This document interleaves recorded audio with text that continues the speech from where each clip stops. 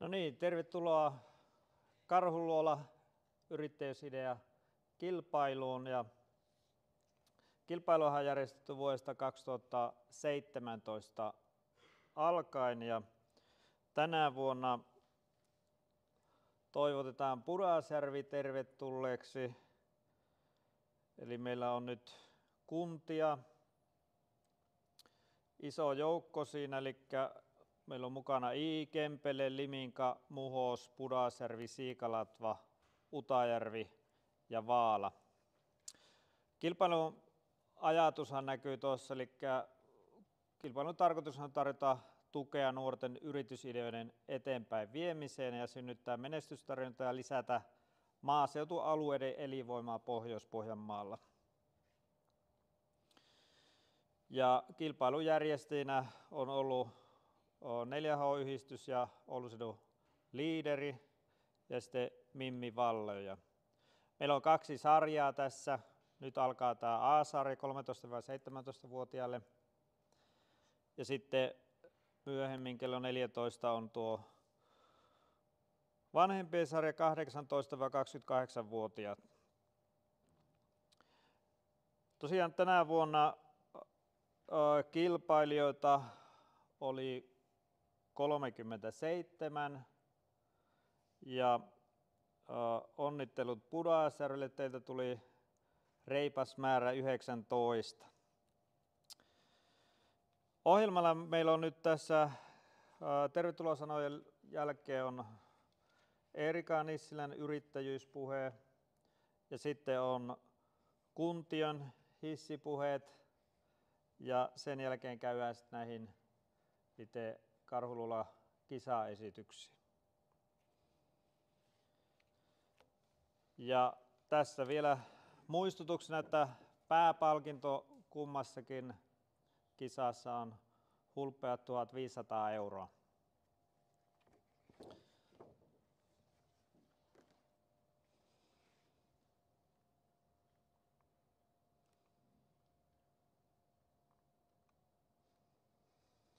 No niin, Eerika, ole hyvä.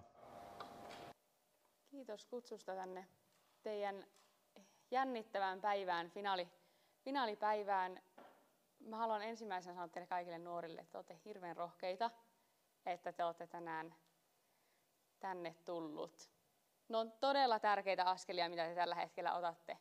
Ja ehkä voisin sanoa jopa niitä jännittävimpiä askelia. Mä oon Nissilän Eerika ja mä oon perustanut aika lailla teidän ikäisenä kesäkahvilayrityksen mun 2 siskon kanssa, Elinan ja Meerin. Mä olin 17-vuotias, Elina oli 15 ja Meeri oli 14-vuotias. Eli hyvinkin samanikäisiä oltiin. Me perustettiin tämä kahvila Varkauteen ja sieltä ollaan aloitettu meidän musiikkikahvila Kukkakeitaan tarina. Koska meillä ei ole nyt mahdollista lähteä meidän kahvilalle ja te ette tiedä ihan tarkalleen mitä siellä on, niin mennään ihan pikaisesti mielikuvissa käymään meidän kahvilalla. Kun me käännytään siihen Varkauden kahvilalle vievälle tielle, niin siihen oikealle jää Taipaleen kanava. Me ajetaan sitä Taipaleen kanavaa pitkin siihen kahvilan parkkipaikalle. Heti siinä parkkipaikan vieressä on sellainen taideaitta. Voidaan käydä katsomassa siellä paikallisten taiteilijoiden tekemiä maalauksia. Tullaan sieltä pois, niin siihen mäen päällä on lampaita syömässä ruohoa. Käydään vähän rapsuttelemassa lampaita ja siinä vieressä on pupuja ja kanoja, niin niitä voidaan myös vähän syöttää. Kun me ollaan siinä, niin me kuullaan kahvilan sisältä viulu- ja pianomusiikkia. Me lähdetään kävelemään kahvilan sisälle päin. Siinä ovella on vielä kesäkukkia, valtava määrä. Me astutaan sinne sisälle, niin meille tulee vastaan tuoreen pullan tuoksu.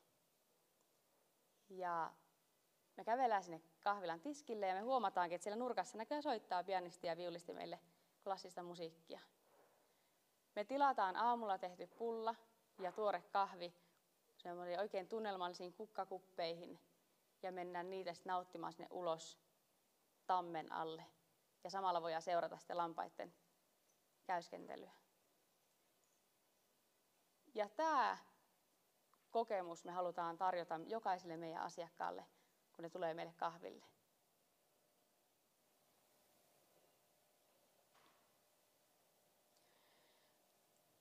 Me oltiin tosiaan alaikäisiä kaikki, kun me aloitettiin meidän kahvilan pitäminen. Ja meillä ei kellään ollut haaveena olla yrittäjä. Mun isoveli oli silloin yrittäjänä ja mun mielestä se oli niin tylsää. Mä ajattelin, että mä en ikinä lähde tommoseen hommaan. Se oli niin epämääräistä, mä en ikinä tiedä, mitä se oikein teki. Se vaan jotakin aina, niin kuin, sen piti kaikki keksiä itse. Ja sillä ei ole kukaan sanomassa, mitä se tekee. Ja mä olisin, että mä en halua tota. Mutta yksi kevätpäivä meidän vanhemmat oli kävelyllä siinä naapurustossa. Ja he pysähtyi sitten tämmöisen naapurin vanhan miehen kanssa juttelemaan siinä. Ja sitten tämä naapurin mies vihjaili meidän vanhemmille, että olisi mukava, että jos heidän tässä pihapiirissä olisi jotakin toimintaa, jotakin kahvilatoimintaa. Ja sitten meidän vanhemmat totesivat, että meidän tytöt voi alkaa pitämään kahvilaa. Vaikka me ei todellakaan, siis meillä ei ollut haaveena ollut todellakaan olla kahvilayrittäjiä, eikä siis yrittäjiä ylipäätään. Tämä mies oli hirveän hyvillään, sanoi, että hän toivokin, mutta ei kehannut ihan suoraan sitten ehdottaa tätä meidän vanhemmille. Ja tämä tieto sitten tuli meille, minulle ja Ellulle ja Meerille. Ja ei se auttanut. Me sitten mietittiin, että mitä me halutaan meidän kahvilassa olevan. Kun nyt tämä oli luvattu meidän puolesta, niin siinä ei ollut enää nyt sitten perääntymistä. Me kaikki soitaan jotakin soitinta, niin me ajateltiin, että on luonnollista, että me soitetaan asiakkaalle musiikkia. Aikaisemmin tämä mökki oli ollut kukkakauppa, niin ajateltiin, että myydään sit niitäkin, kun niitä asiakkaita joka tapauksessa oli siellä. Ja me oltiin aina haaveiltu kotieläimistä. Oltiin saatu kyllä joku hamsteri kerran, mutta ei oltu enempää saatu. Niin mä ajattelin, että nyt meillä on yrittäjän vapaus ja me otetaan meidän yrityksiä ja kahvilaan eläimiä. Eli meillä ei ollut mitään rajoitteita siitä, että mitä kahvilassa voi olla, koska ei me oikeastaan tiedetty. Me vaan ajateltiin, mikä on meistä kiva. Ja sitten me mentiin meidän koululle ja kerrottiin, että tämmöinen idea meillä on. Ja perustettiin tämä meidän NY-yritys. Tältä meillä näytti kahvilassa ihan aluksi. Ja ennen kuin kahvila aukesi, me tyhjennettiin tämä mökki kaikesta tavarasta.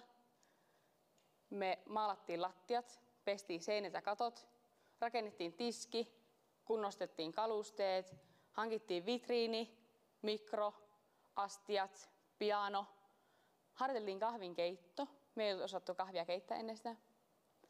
Harjoiteltiin leipomaan. Eli hyvin olennaisia asioita kahvilan pitämisessä.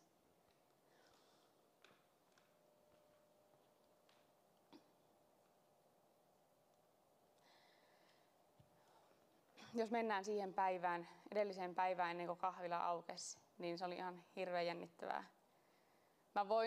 Mä voin samaistua teidän tämän päivän jännitykseen, koska musta tuntuu, että mulla oli silloin samanlainen jännitys, kun teillä on nyt. Ja ehkä niin kuin isoimpana ajatuksena oli se, että oishan se noloa, jos ketään ei tulisi meidän kahvilaan. Niin kuin se oli semmoinen niin kuin isoin vähän niin kuin jännityksen aihe. Tuo kuva on meidän avajaispäivästä ja avajaiskonsertista. Ja se oli ihan uskomattoman hyvä tunne, kun oikeasti asiakkaat tuli, aikuiset ihmiset tuli meidän kahvilaan ja kaiken lisäksi nautti siellä olemisesta. Se oli ihan valtava onnistumisen kokemus, mitä me siinä saatiin.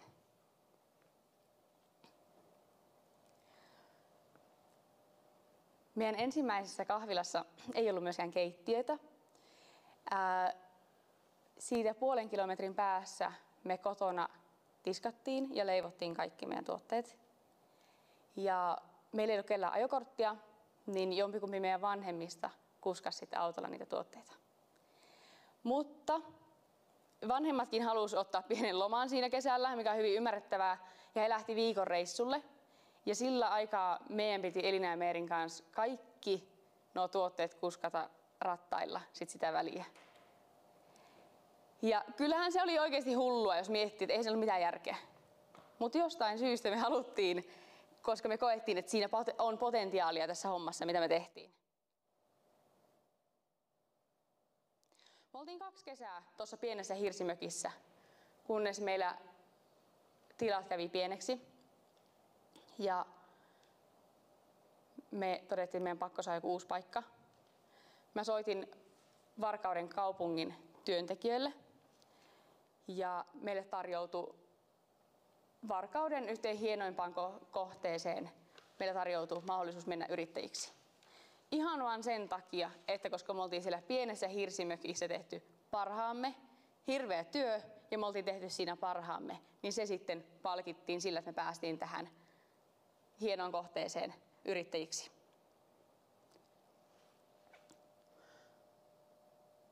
Ja tämä sama asenne on kantanut tähän päivään asti. Samalla tavalla me ollaan saatu myös Kuopion ja Varkauden kahvilat. Meillä on tulevana kesänä siis Varkaudessa, Kuopiossa ja Savonlinnassa kesäkahvilat. Ja me työllistetään noin 25 muuta nuorta meidän lisäksi töihin. Ja kaikki on lähtenyt siitä pienestä hirsimökistä ja siitä nysväämisestä, jos näin voisi sanoa.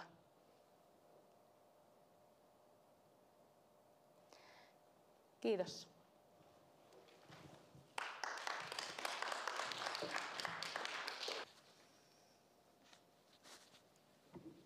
No niin, eli nyt mennään seuraavaan ohjelmaan. Ja kiitos Erika mielenkiintoista, hienosta tarinasta. Siinä on jo menestyttykin myös, näytettä myös taloudellisesti.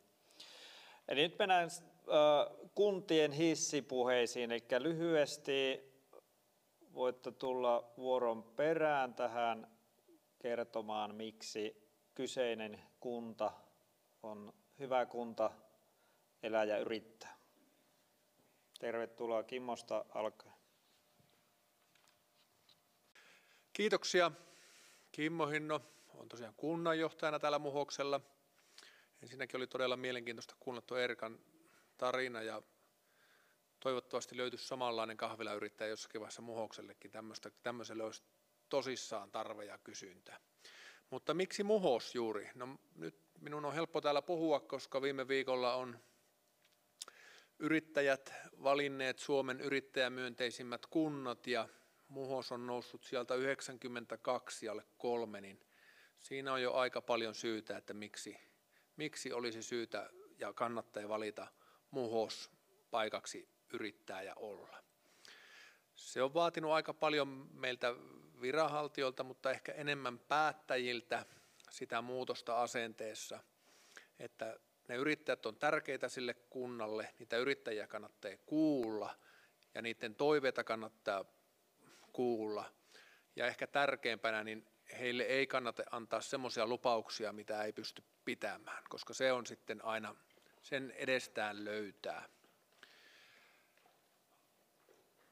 Toki meillä haasteena tällä hetkellä on tuleville yrittäjille ne tilat. Meillä on aika puutteellisesti tällä hetkellä tiloja tarjota, mutta sitä pyritään nyt päättäjien kanssa saamaan siihen muutosta, että ne uudetkin yrittäjät löytäisivät ne tilat täältä Muhokselta ja meille käy ne pienet yrittäjät sekä suuremmat ja valtavan suuretkin yrittäjät. Kaikki yrittäjät koot on tervetuloita Muhokselle. Kiitos.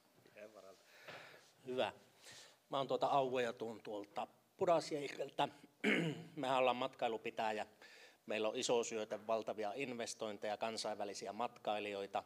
Meillä on kunta, joka muodostuu 15 kylästä. Me ollaan yhteisö, 3800 kesämökkiä, luontoa, kesällä talvella paljon aktiviteettia. Tämä yhteisöllisyys tekee sen, että meillä haetaan tai tullaan viettämään vapaa-aikaa ja siellä halutaan kokea paikallisuutta niiden paikallisten hyvin yksilöllisten palvelujen kautta. Ja siinä meillä on aivan älytön potentiaali ja mahdollisuus. Että meillä majoitusta löytyy, meillä löytyy syömistä, juomista ynnä muuta, mutta me kaivataan sinne paikallista sisältöä.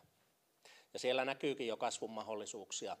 Meillä 4H tekee tosi hyvää työtä ja kaupunki tukee sitten 350 näitä kesäyrityksiä laittavia henkilöitä pystyyn. Apua on saatavilla kehitys, 4H, kaupunki siinä tukena. Sitten tämä yhteisöllisyys näkee sen tavallisen elämän myötä myös siellä liiketoiminnassa, että siellä otetaan matkaan ja tehdään yhdessä asioita. Siellä on hyvä toimi. Kiitos. Tämä on kauhean vaikea, kun monta näitä. Mä oon Oja-Mia ja minä työskentelen yrityskehittäjänä Utajärven yrityspuistossa. Meillä on Utajärvellä noin 2500 asukasta ja reilu 600 yritystä. Että kovasti tehdään meidän yrittäjien kaverina hommia ja meiltä voi aina tulla kysymään, jos on jotain yrittämiseen liittyen. Ja Utajärvelläkinhän on aivan mahtava asua ja elää. Junalla pääsee kulkee, että ei välttämättä edes autoa tarvitse, jos haluaa tuolla kaupungissa välissä piipahtaa. Ja meillä tuetaan asumista lukiolaisille ja lukiossa on monia etuja, niin siellä on kätevä sitten opiskella. Ja jos vaan on mitään yrittämiseen liittyviä kysymyksiä tai tarvii toimitiloja ja muuta, niin me ollaan sitten yrityspuistona mielellään kaverina. Kiitos. Tervehdys minunkin puolesta. Salmun Kaisa, Limingan kunta. Siellä työskentelen elinvoimapalveluissa hankeasiantuntijana. Ja meillä tietenkin Limingassa myös on hyvää ja helppoa arkea tarjolla. Ja mehän ollaan 3-kertainen Suomen kekseliäin kunta. Eli tuolta kuntatyönantajat on meidät sitten palkinnut semmoisella arvonimellä. Ja tänä vuonna tietenkin taas lähdetään kisaamaan tittelistä, että saadaan se sitten säilyttää. Mutta ehkä kun nyt nuoria on näin paljon katsomossa, niin haluan kertoa siitä, että meillä tuolla lukiossa löytyy erilaisia tiimejä. Meillä on niin sanottu tiimilukio, siellä on yhtenä business-tiimi ja meilläkin elinvoimapalveluissa sitten aina syksyllä tehdään ensimmäinen vierailu sinne business-tiimiin ja käydään sitä keskustelua, että minkälaista se yrittäjänä toimiminen on, miten sen oman itseä kiinnostavan yritysidean voisi keksiä ja miten sitä omaa yritystoimintaa lähteä miettimään eteenpäin. Ja sitten yleensä siinä vuodenvaihteen jälkeen tehdään sitten toinen vierailu sinne ja sitten siinä vaiheessa ruvetaan puhumaan niistä Nousevan rannikkoseudun nuorille tarjoamista leader-tuista. Että sitten tosiaan meillä on kunnassa tehty semmoinen lupaus, että me ollaan yrittäjien ja yhdistysten kaverina noissa hankeasioissa. Eli meihin voi ottaa myös ne nuoret yrittäjät sitten yhteyttä. Me selvitellään kaverina, että mistä niitä tukieuroja saisi. Sitten monesti ollaan kaverina ihan siinä kirjoittamishommassakin. Ja sitten vielä viimeisen kerran, kun tehdään sitä maksatushakemusta, niin ollaan apuna myös sitten siinä. Eli sillä lailla tosiaan kaiken muun yrittäjien tuen lisäksi niin ollaan myös sitten nuorille yrittäjille näissä asioissa kaverina. Semmoinen. Kiitoksia. No niin, kiitoksia. Ja sitten siirrytäänkin päivän pääteemaan, eli nuoret astuvat lavalle ja ensimmäisenä on Aake Reinikainen ja Aake Fixit. Olepa hyvä. Hei, mä oon Aake Reinikainen Kempeleen Kirkonkylän koulusta ja mä oon just täyttänyt 13. Mun yrityksen nimi on Aake Fixit. Ne tekee auton sisäpesua ja muita fiksauksia, reilua ja innokasta palvelua, puhdasta pintaa. Ongelma. Kaikilla on autot likaisena. Ratkaisuna löytyy Aake Fixit. Se tulee paikalle ja siivoaa paikat. Tulen kotia, työpaikoille tai vaikka kesäkahvilan pihalle siivoamaan auton. Asiakkaan ei tarvitse lähteä erikseen mihinkään. Vaivatonta ja asiakkaalle jää aikaa muihin puuhiin. Tarvittaessa kutsun asiakkaan kotiimme, esimerkiksi naapurin. Kotona auton voi pestä autotallissa, säällä kuin säällä ja kaikkina vuoden aikoina. Asiakkaitani ovat kiireiset autonomistajat. Markkinointi. Mainostaminen somessa, WhatsApp, Instagram, Facebook, Puskaradio Kempele Facebook-ryhmässä ilmoittaminen. Vanhempien somekanavat ja WhatsApp-ryhmät hyödyksi. Mainoslappujen jakaminen lähialueen postilaatikoihin ja yrityksiin. Kun olen siivonnut auton, sovin asiakkaan kanssa uudesta siivousajasta tai kysyn, saanko olla tulevaisuudessa yhteydessä. Lisäksi kysyn, onko asiakkaalle jotain tuttua suositella, jonka auton saa käydä pesemässä. Luvut. Tarkoitus on pikkuhiljaa kasvattaa toimintaa. Auton sisäpesu 10 euroa, pieni auto, 20 euroa, iso auto. Hinnat on siksi maltillisia, koska olen aloittelija ja haluan kokemusta lisää. Kulut, pesuaineet 3,15, ikkunan pesuaine ja pesuaine 3,85, jolla pesen 10 autoja. Lutut ja imuri kotoa sponsoroituna, sähkö ja vesi asiakkaalta tai kotoa. Tässä on luvut tarkemmin eritellyinä. Sitten tulut, kulot ja tuotto aina 3 kuukauden ajalta. Siinä näkyy kuinka paljon tehdään tuottoa, sitten kuinka paljon menee kuluja ja sitten kuinka paljon tulee tulot. Ja siinä pesukerrat ja keskihinta on 15 euroa. Tulevaisuus. Sovittuna on 1 työpaikka, jonne menen pesemään autoja. Kasvattaa toimintaa ja työllistää itseni varsinkin kesäaikaan. Kehittyä autojen pesemisessä ja siivoamisessa ja nostaa hintoja kokemuksen myötä. Hankkia imuri, laajentaa toimintaa auton ulkopesuihin ja pihan fiksauksiin. Esimerkiksi nurmikonleikkausta ja siimoleikkurilla siistimistä. Kotoa saa tähän aluksi tarvikkeet lainaan. Perustaa kevyt yritys ja tehdä nettisivut. Pystyttää telttakatos kauppakeskuksen pihaa ja tehdä autojen sisäpesua sillä aikaa, kun asiakkaat ovat kaupassa. Tämän voin toteuttaa yhdessä kaverin kanssa tiiminä.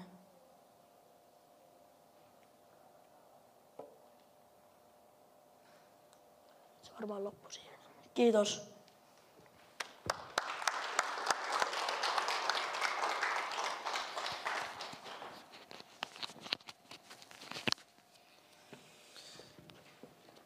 No niin, kiitos Aake. Ja seuraava esiintyjä Joose ja Paulus Saarnio. No niin, me ollaan Joose ja Paulus Saarnio Muhokselta ja me ollaan perustettu 4H-yritys, jonka nimi on Hunajavelit. Yrityksen tarina. Olemme Muhoksen suurimpia työnantajia noin 1 miljoonan työntekijällä. Kaikki työntekijät on ruokapalveluilla, niin kulut säilyy kohtuullisina. Kävimme mehiläishoidon peruskurssin kesällä 2020. Tämän jälkeen hankimme 3 mehiläispesää perheeseemme. Olemme olleet joka kesä töissä mehiläistarhalla. Ongelma, ratkaisu ja tarve. Kotimaista hunajaa tuotetaan Suomessa vähemmän kuin kulutetaan. Kysyntä on suuri. Ratkaisumme on ottaa korkealaatuista kotimaista hunajaa lähialueen asiakkaille. Kotimaisilla hunajalla on myös kansainvälistä kysyntää. Tulevaisuudessa toimintaa voisi laajentaa kysynnän vuoksi. Käyttäjäkunta on laaja alkaen 1-vuotiaista lapsista. Hunaja tuotteena. Hunaja on kotimainen ja paikallinen tuote. Me hunajaa lasi- ja muovipurkeissa. Hunaja on myös terveystuote. Samalla mehiläiset pölyttävät raitokasveja. Lasipurkki maksaa 7 euroa ja muovipurkki 8. Mehiläistarhaustyönä. Mehiläistarhauksessa tuotetaan hunajaa ja mehiläispesissä. Aktiivinen työkausi on toukokuusta elokuun loppuun. Mehiläispesässä on kuningatar, joka munii työmehiläiset sekä niiden lisäksi kuunurit. Pesässä tarvitaan kesällä 9-10 päivän välein parveilun estämiseksi. Mehiläispesä tuottaa hunajaa noin 40-60 kiloa vuodessa. Ekassa kuvassa päätarha ja toisessa sisässä merkitty kuningatar. Kuvia töistä. Tuossa ensimmäisessä kuvassa me syötään laatikoita pesiin ja tuossa keskimmäisessä merkataan emoja joka vuosi eri värillä. Tuossa viimeisessä me tilattiin postissa emoja. Ensimmäisessä kuvassa ennätyspesä. Toisessa painoa oli 128,5 kiloa. Kolmannessa syksyllä annetaan mehiläisille talviruoksi sokeria. Myynti ja markkinointi. Myymme hunajaa sukulaisille ja kavereille sekä torilla. Markkinoimme hunajaa myös Facebookissa ja Instagramissa. Tuossa ekassa kuvassa me hunajapulkista kuva ja toisessa yrityksen logo. Talous ja kannattavuus. Olemme tehneet jo tarhauksen suurimmat investoinnit, eli pesien hankinnat, käsittely- ja liinkoustarvikkeet. Ne oli aluksi suuria menoja. Hunaja tuottaa meille noin 16-18 euroa per kilo, eli keskimäärin 800 euroa per pesää per vuosi, josta vähennetään kulut. Pystymme tuottamaan kesän olosuhteista riippuen noin 300-600 kiloa hunajaa. Kulut voidaan laskea kilo- tai pesäkohtaisesti. Olemme laskeneet sen pesää kohti. Keskeisimmät kulut ovat emojen hankinta, myyntipakkaukset, meilasvaha sekä talviruot. Liiketoiminnan tuotto.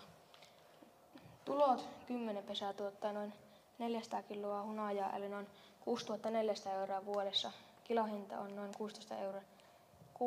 Kulut ovat noin 80 euroa per pesä per vuosi, johon laskettu emot, purkit, vahat sekä talviruot yhteensä 800 euroa vuodessa. Liiketoiminnan tuotto on noin 5 600 euroa vuodessa. Miksi meidän hunaja? Tuote on Muhoslahten lähiruokaa. Hunaja on laadukasta ja testattua. Lähellä tuotettua ruokaa ekologista. Kehitämme myös tuotteita jatkuvasti esimerkiksi Mehiläishoitajaliiton koulutuksissa. Ostamalla suoraan tuotteelta tiedät tuotteen alkuperä. Kiitos mielenkiinnosta.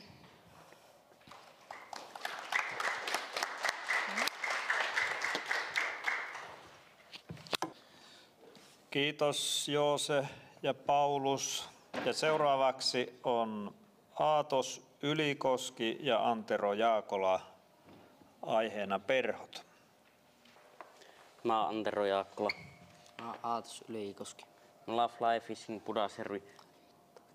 Me valmistetaan perhoja asiakkaan tilauksesta erilaisiin käyttötarkoituksiin. Sitten me harrastetaan kalastusta vapaa-ajalla. Sitten mulla on ollut ennenkin yritys, joka on ollut pyöräkorjaamo. Mä käyn kalastuskerhoa, jossa kumpikin meistä oppi sitomaan perhoja. Mulla on kotona oma perhosidontasetti. Asiakkaan ongelma. Asiakas ei pysty olosuhteiden tai taitojen puutteen vuoksi sitomaan itse perhoja. Asiakas miettii, mistä hän saisi laadukkaita kotimaisia perhoja. Ja ongelma on ollut semmoinen ratkaisu, että te ostatte meiltä ne perhot. Ja me tarvitaan laajalla talvihanskaa heiluvuusalueella erilaisia perhoja erilaisiin käyttötarkoituksiin. Sitten me tehdään asiakkaan toimesta, asiakkaan suunnittelemia perhoja, jos me ei olla tehty niitä aikaisemmin varastoon. Ja jos et osaa sitoa itse niitä perhoja ja haluaisit oppia sitomaan niitä, niin voit tulla vaikka etänä niin opettelemaan niitä. Me opetetaan sulle ne sidonnan alakkeet. Sitten me käytetään sidonnassa vaan laadukkaita Eomer Fishingin perhosidonta-tuotteita. Tuotteet ja palvelut. Meillä on valmiina lajitelma eri kalalajeille valmistettuja perhoja. Me valmistetaan asiakkaan toiveiden mukaisia perhoja, jos se on mahdollista. Voit ostaa myös random perhoja, joiden valmistusmateriaalit ja ulkonäkö on itse keksittyä, esimerkiksi lentävä vadelmasalmiakki. Me voidaan halutessa opettaa perhosidonnan alkeita maksua vastaan. Ja miksi justiinsa me oltaisiin se oikea vaihtoehto asiakkaan mielestä? Ensinnäkin me ollaan pienyrittäjiä, jotka tarvii rahaa. Ja toiseksi me ollaan pienyrittäjiä. Ja kolmanneksi kunnon kalastaja haluaa tukea nuoria kalastajia. Ja neljänneksi me käytetään vaan Eomer Fishingin raaka-aineita. Siinä on hinnastot. Hinta sisältää arvonlisäveron 24%. Siitä voi katsoa vähän niitä hintoja.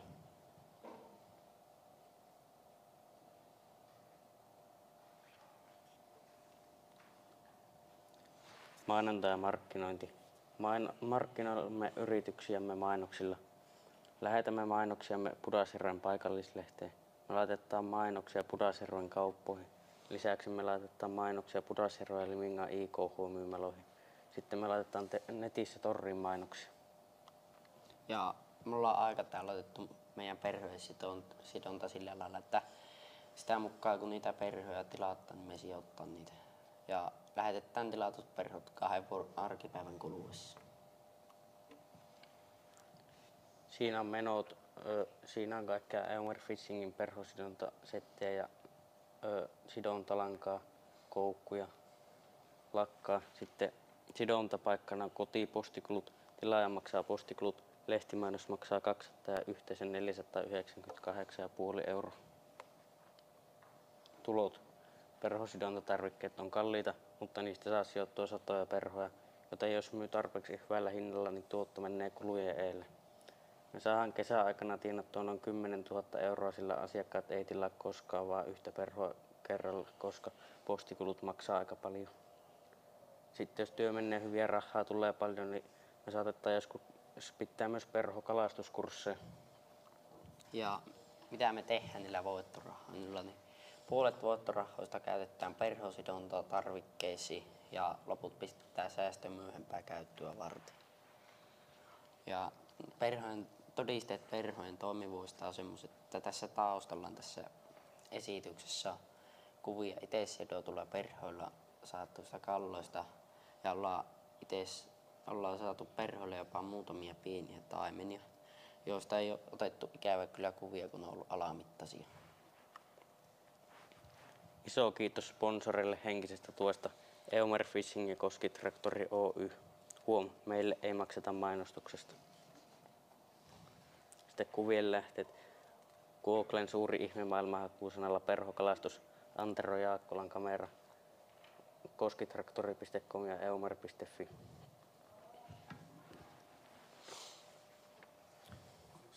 Joo.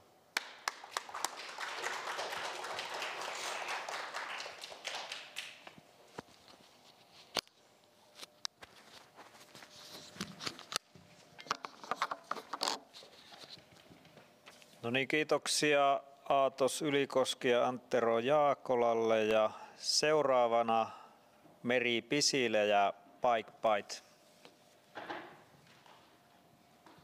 Moi, mä oon Meri Pisilä Limingasta ja mun yritysidea on Bike Bite ruokakuljetukset.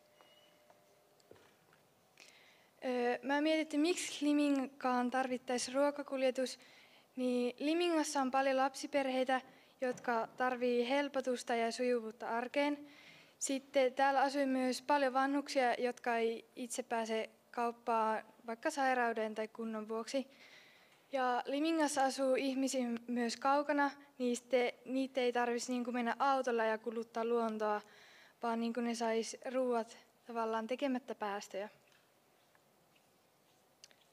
Asiakas toimii silleen, että mä oon tehnyt sellaiset vyöhykkeet, että 3 kilometrin sisällä tavallaan Limingan keskustasta on A-vyöhyke ja tuossa näkyy nämä muut vyöhykkeet. Ja sen mukaan tavallaan se hinta tulee. Sitten hyvät puolet on, että menoja ei ole, jos on oma pyörä. Sitten nuo ruokakuljetukset on päästövapaita. Ja sitten Limingassa ei ole muita ruokakuljetuspalveluita, eli ei ole kilpailijaa. Sitten mä mietin, että mun kannattaa varmaan ostaa semmoinen kylmä laukku ruokatuotteille, ettei ne mene pilalle. Sitten tässä näkyy noita tuloja ja menoja, mutta tuossa on tosi silleen, että ei voi tietää, että paljon asiakastilaa. Että kesällä tietenkin enemmän ja talvella varmaan vähemmän, kun on hankalampi liikkua. Sitten mistä voi tilata, niin on pizzerioita, Lazzino Adora, Limingan pizza ja kebab, sitten K-suppari, S-Market, Hesburger, kukkakaupat, Golden Jasmine, se on kiinalainen ravintola, sitten on Halpahalli, Rosso ja kotipizza. Sitten etuja yrittäjälle hyvää liikuntaa, rusketusta, jos muistaa aurinkorasvan. Sitten sinnikkyys paranee, koska ei voi jättää asiakkaan ruokia puoliväliin, jos kunto loppuu kesken. Sitten tietenkin arvostusta asiakkailta, eli hyvää mainetta, tapaa uusia ihmisiä, verkostoituu. Sitten työtä voi jatkaa ympäri vuoden ja keikkoja voi ottaa vastaan milloin vaan oman jaksamisen mukaan ja voi päättää itse työajoista. Ja työaika sijoittuu aamu 7 ja yö 2 välille, koska S-Market aukeaa 7 ja Lazzino sulkeutuu 2 yöllä.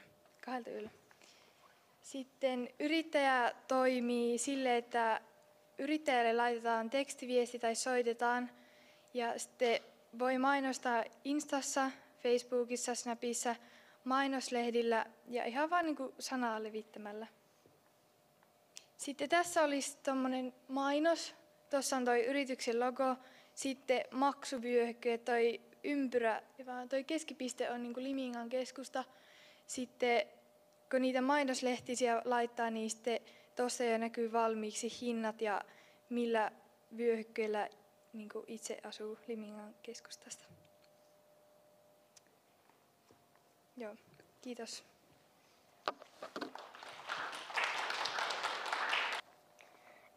Moi. Mä oon Aada Pikkoa. Olen 13-vuotias tyttö Pudasjärveltä. Tykkään leipomisesta ja noi kuvat on itse tekemistäni leivoksista. Ja mun yritys on kuppikakkubaari. Toiminta. Kaikki saavat itse koristella 2 kuppikakkua. Mallia voi katsoa esillä olevista esimerkkikuppikakuista. Työntekijät auttavat kuppikakkujen koristelemisessa ja kuoruttamisessa tarvittaessa. Tarvikkeet. 2-laisia kuppikakkuja, suklaisia ja vaaleita, 3-värisiä vaniljakuorrutteita, pinkki, vihreä ja sininen, erivärisiä strösseleitä, mansikkasiivut, myyn myös kahvia. Ongelma ja sen ratkaisu. Kaveriporukka tahtoisi viettää aikaa yhdessä jonkun kivan tekemisen parissa. Ongelmana on, ettei Pudasjärvellä ole paikkaa, jonne he voisivat mennä. Ratkaisuna on tulla kuppikakkubaariin, jossa he voivat yhdessä koristella omat kuppikakut mieleisellään tavalla. Samalla he voivat jutella ja nauttia herkullisista leivoksistaan yhdessä.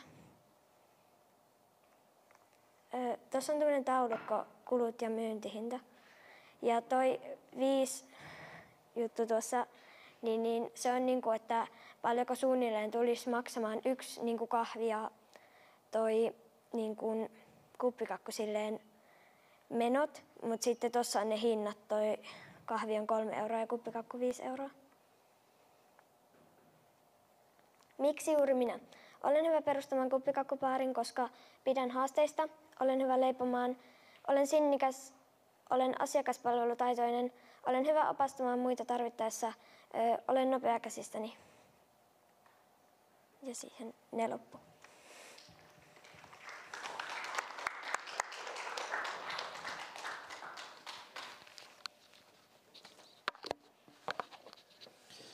Kiitos Aada Pikkuaho, ja nyt on pieni tauko tässä, eli Karhuraati pisteyttää.